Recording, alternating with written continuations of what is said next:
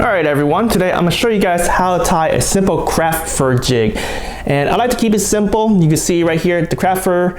I like to have it typically twice or 1.5 size longer than your typical jig. And the reason why I like that is because you never know what the fish profile are looking for. And if you ever want to shorten this, all you have to do is pinch the end and just pluck it out. You don't want to use scissors and cut it because it'll be actually a flat tail.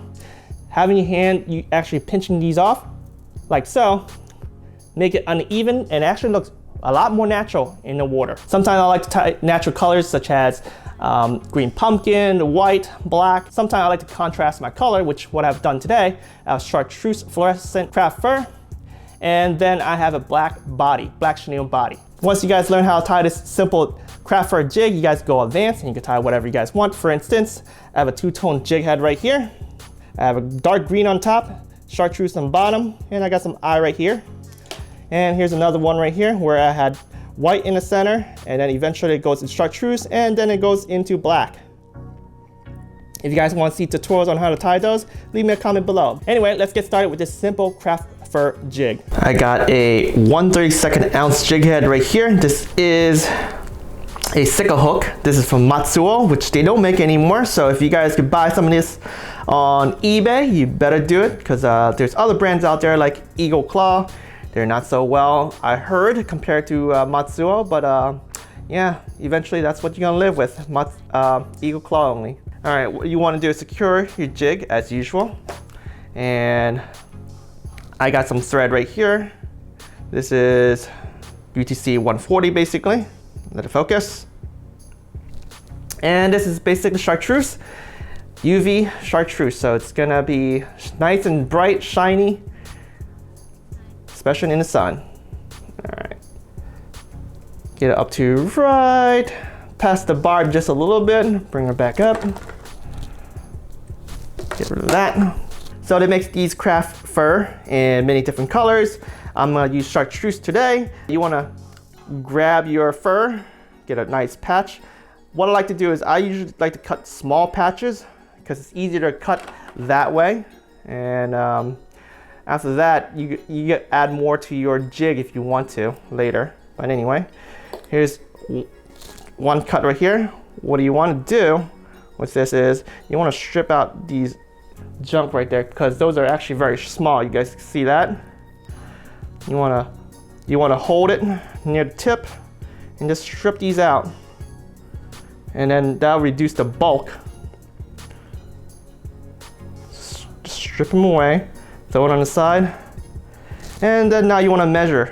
Now, take a look at this craft fur. As you can see, a lot of them are very thin at the end, but it's okay. But you don't want to just tie up from here because you're actually wasting a lot.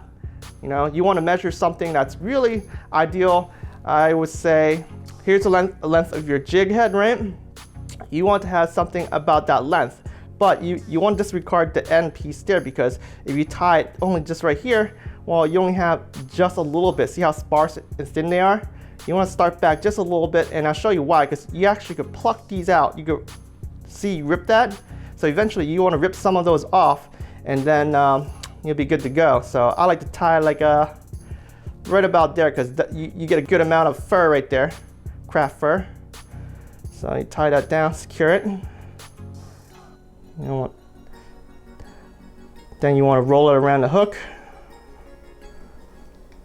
and then you trim the rest off. Now, this is what you want to do if you need more fur. I mentioned earlier you don't want to grab too much at one time, because when you cut too much off here, it's going to be harder to tie, and also it's not going to be uniform when you cut these. So yeah, if you want to add some more, and I think I'm going to add some more here, so I'm going to do another batch. Cut some more. All right, strip some of this stuff off again. All right, and then I'll stack right on top. 2 small wraps, 3 small wraps, and then roll it around. Presto. And now, tie the rest off.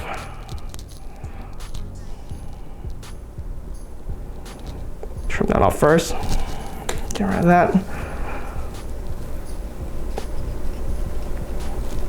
All right, so almost done here.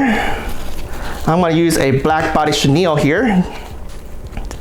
I like to use this one right here. It's what people usually tie for woolly buggers. It has a little spark on it. But I like to have the darker body to contrast the bright tail. All right.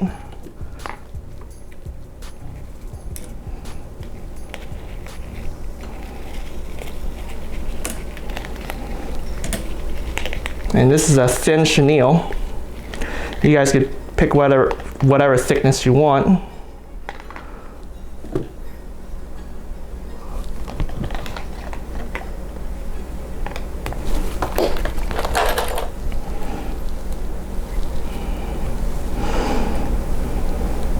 Whip finish with your whip finish tool. I like to do it twice.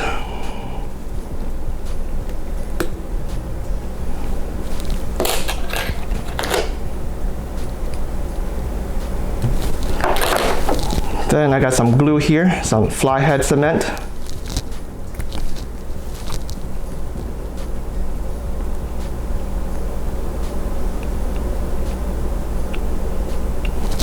All right, now that you're done, so let's start trimming your tail. See how long it is? It's just too long. But as I mentioned earlier, you have uneven sides right here, uneven tips.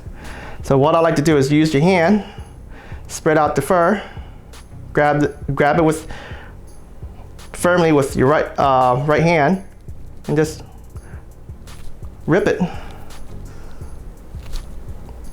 If you tear it with your hands, the uneven ripness is actually gonna make it go through the water a lot better than if you were to cut it. Like if you use scissors to straight cut it, what happens is it's gonna be a straight tail, and yeah, the profile wouldn't look as nice. So that is why I like to use my hand and just rip it. So as you see, now it's a lot more even. And I like to leave it longer because different time of the season, you might want a bigger profile. And having it this long, if I want to make it smaller, I could always make it smaller while I'm in the field when I'm actually fishing. So I'll leave it right about here. So it's like 1.5 times longer than the shank of my hook. As I mentioned earlier, I like to have a bright colored tail and a natural body, especially in these mucky water for crappies. But if you're fishing for trout in clear waters, I like to use a lot more natural colors like olive green and blacks and purples and of course pink. Trout hit up just about any colors, especially if they're UV, because they can see it from far away. But yeah, you guys give it a shot, try some Craft Fur Jigs. Also let me know if you guys do really well in catching fish. Until next time guys, tight lines.